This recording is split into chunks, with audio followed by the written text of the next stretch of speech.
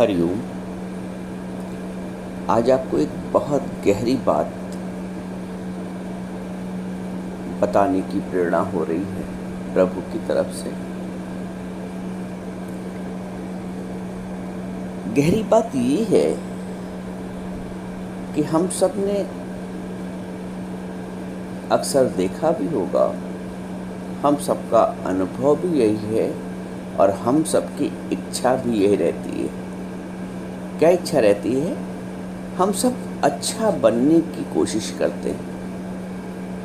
हर व्यक्ति अच्छा बनना चाहता है, अच्छा बनने की ललक है।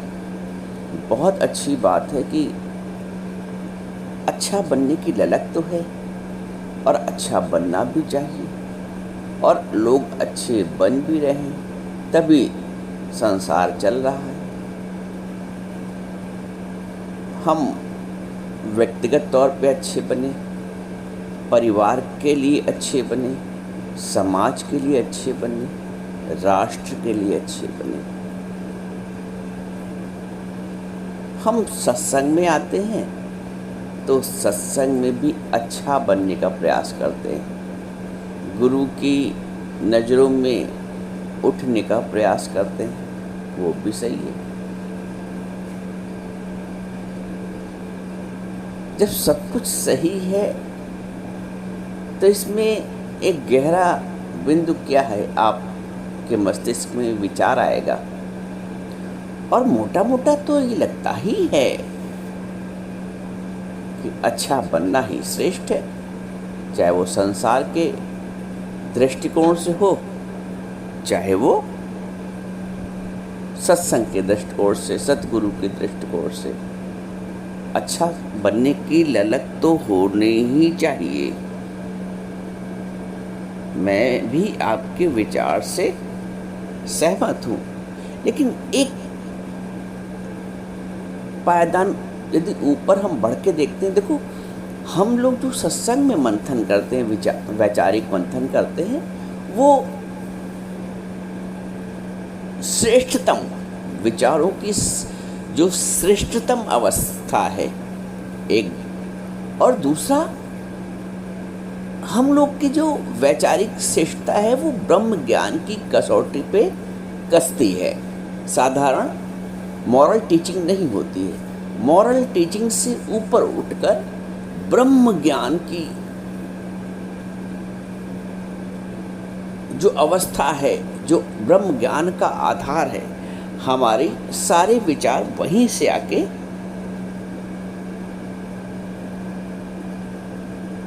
टिकते हैं, वहीं पे आके टिकते हैं। तो कहने का तात्पर्य ये है कि अच्छा बनने की ललक तुम्हें अच्छा तो बना देती है। अच्छा बनने की ललक तुम्हें अच्छा तो बना देती है,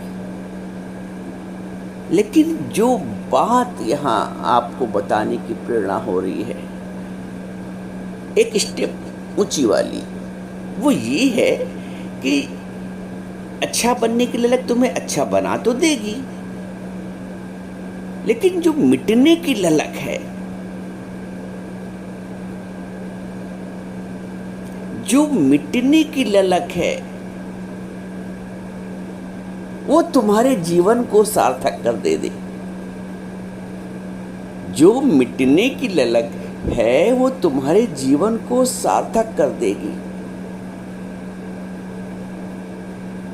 एक गहरा विचार, कैसे?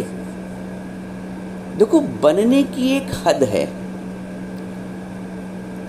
बनने की एक हद है। आप अच्छा बन गए, चाहे संसार के दृष्टिकोण से हो और चाहे सत्संग के दृष्टिकोण से, गुरु के यहाँ गुरु के दृष्टिकोण से।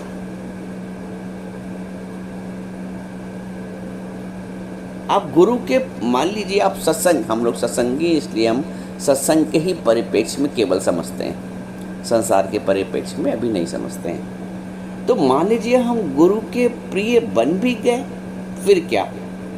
प्रिय बन के अलग थलग पड़े हुए हैं,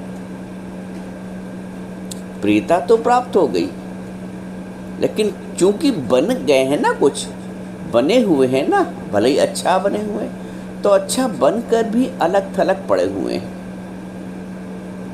लेकिन यदि कहीं हम मिट गए होते,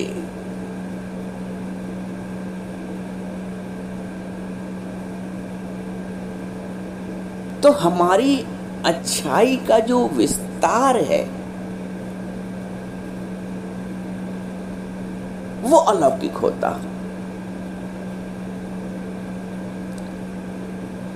हम अच्छा बन गए, एक अपना अस्तित्व हो गया, हमारी प्रशंसा भी हो रही कि फलाने या फलानी बहुत अच्छा।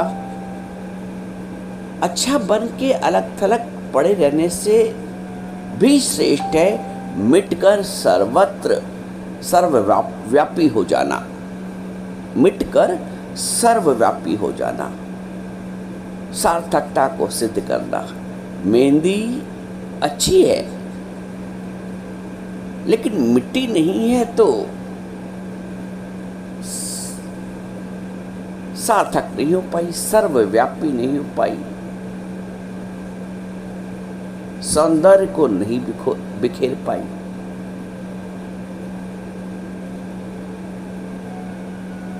अच्छा होना अच्छा है, मेहंदी का होना अच्छा है, लेकिन मेहंदी का अच्छा होना आध्यात्मिक अर्थों में तब और श्रेष्ठ है जब वो मिट जाती है। लकड़ी अच्छी तो है, अच्छी बनी है, लेकिन यदि वो जल गई,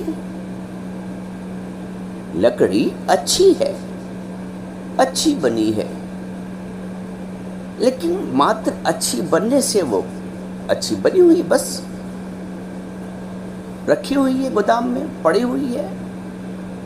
लेकिन वही लकड़ी जो अच्छी है, जो ऊर्जा देती है, जो प्रकाश देती, जो अग्नि देती है, यदि वो जल जाए, यदि वो मिट जाए, तो मिट के ही एक लकड़ी अपने जीवन की सार्थकता को सिद्ध कर पाएगी। अलग पड़ी है तो क्या है, अच्छी है तो क्या है, यदि जली नहीं, यदि मिट्टी नहीं।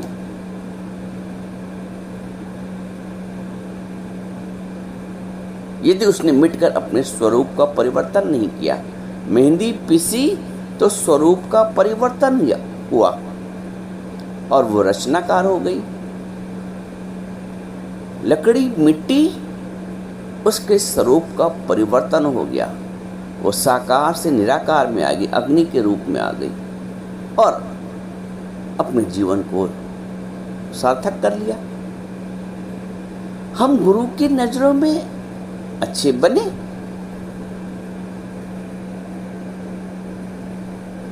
अपनी दृष्टि में भी हमको अच्छा लगा, अपने अनुभव में भी और दूसरों के अनुभव में भी हमें अच्छा लगा। लेकिन यदि हम गुरु के सम्मुख मिट गए, बात ये जो समझने वाली है, हम गुरु के आगे मिट गए तो हम गुरु का स्वरूप बन गए। हम अच्छे हैं, नहीं मिटे हैं तो एक शिष्य है। लेकिन यदि हम गुरु के सम्मुख, गुरु के आगे मिट गए,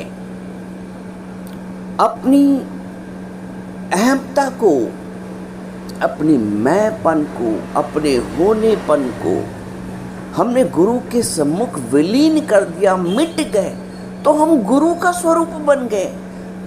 तो क्या अच्छा है, अच्छे बनकर अलग थलग पड़े रहना, अपना एक अस्तित्व कायम करना, या मिट कर गुरु का स्वरूप बन जाना। आज जो जो मिटा है गुरु के सम्मुख, वो गुरु का स्वरूप बन गया है। हम यदि दृष्टि उठाकर देखें तो गुरु के सम्मुख जो जो उस समय मिटा था वो आज गुरु का स्वरूप बन गया है और लाखों का उद्धार कर रहा है। जो मिटा है वास्तविक रूप से वही बना है, जो मिटा है वास्तविक रूप से वही बना है। तो क्या श्रेष्ठ है, कुछ बनना, बनकर अपना अस्तित्व बनाए रखना, अलग थलग पड़े रहना कि मिट जाना। एक शिष्य जब गुरु के आगे मिट जाता है तो गुरु का स्वरूप बन जाता है। गेहूं मिटा तो आटा बन गया, आटा मिटा तो रोटी बन गई, और रोटी भी मिट गई तो भोजन बन गई। और किसी के उदर की भूख को शांत किया। तो क्या बिना मिटे, बिना गेहूं के मिटे, बिना आटा के मिटे, बिना रोटी के मिटे, क्या जीवन सार्थक था? यदि गेहूं बना रहता, मिटने को ना तैयार होता, तो फिर ठीक है, पड़ा रहता कहीं, अपना अस्तित्व वो कायम रखता। लेकिन जब वो मिटने को तैयार हो गया, गेहूं मिटकर आटे का स्वरूप धारण किया, आटे ने मिटा तो रोटी का स्वरूप धारण किया, और रोटी मिटी तो भोजन बन गई। और ये जो क्रम है ना मिटने का, वो चलता ही रहता। फिर वो मल बना, फिर वो खाद बन गई, फिर उसमें जीवन शक्ति आ गई। जो मिट रहा है वास्तव में वही बन रहा है। एक गहरा आध्यात्मिक अर्थ है। चंदन घिसेगा तभी किसी के मस्तक में सुशोभित होगा, चंदन मिटेगा तभी किसी के मस्तक में सुशोभित होगा, तभी वो अपनी सुगंध बिखेर पाएगा। बीज मिट रहा है तभी वृक्ष बनेगा, तभी फल बनेगा, तभी किसी की भूख शांत कर पाएगा, तभी किसी के लिए छाया बन पाएगा वो वृक्ष। बिना मिटे बीज के क्या संभव है? तो अच्छा बनो, ऐसे अच्छे बनो कि सर्वत्र फैल जाओ, सर्वव्यापी बन जाओ। ऐसे अच्छे बनो कि सर्वव्यापी बन जाओ। खाली अच्छा बनकर एक अपनी अलग पहचान बनाना, जो साधारणतः लोग करते हैं कि कोई मुझे अच्छा समझे, अच्छा माने, आसान है, मिटना कठिन है, मिटना कठिन है। गुरु के आगे भी अच्छा बनने की होड़ से और अच्छा है कि हम गुरु के आगे मिट जाएं, सर्वस्व निछावर कर दे।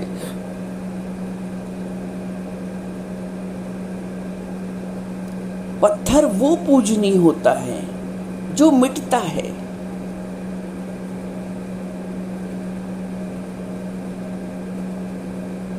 पत्थर वो पूजनीय होता है जो मूर्तिकार के सामने छेनी और हथौड़ी सहता है।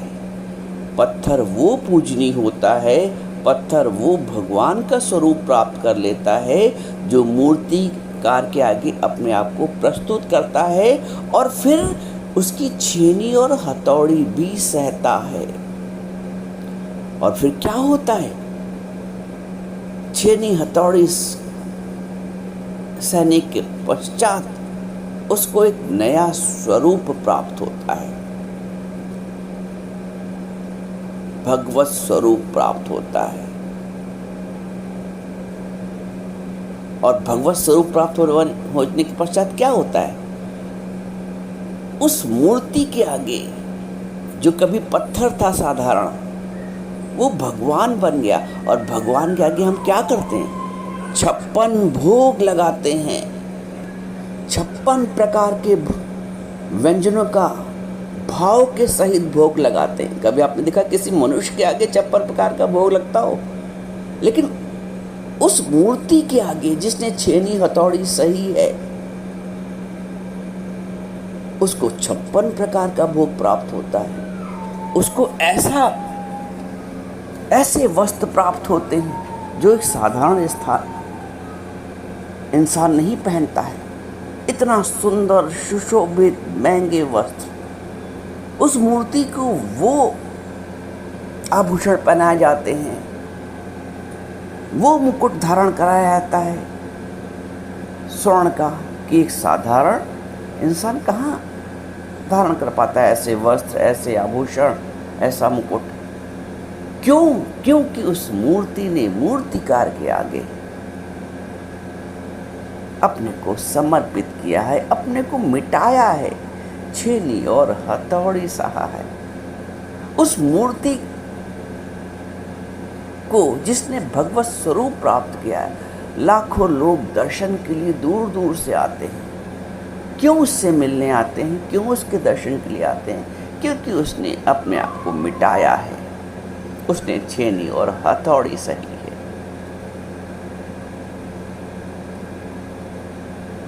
मूर्ति का स्वरूप जो भगवान का है वो हमें यही शिक्षा दे रहा है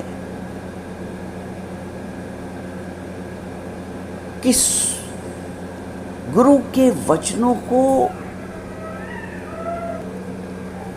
सहकर तुम अपने अहंकार को मिटाओ। बनो, अच्छा है, लेकिन बन के ऐसा बनो कि अहमता से मिट जाओ, और तब तुम्हारा स्वरूप होगा ना, वो सर्वव्यापक होगा, सर्वकालिक होगा। तो ऐसे बनो कि सर्वथा सर्वत्र सदैव के लिए बन जाओ। ऐसा मिटो कि सदैव के लिए बन जाओ, सर्व के लिए बन जाओ, सर्वव्यापी बन जाओ।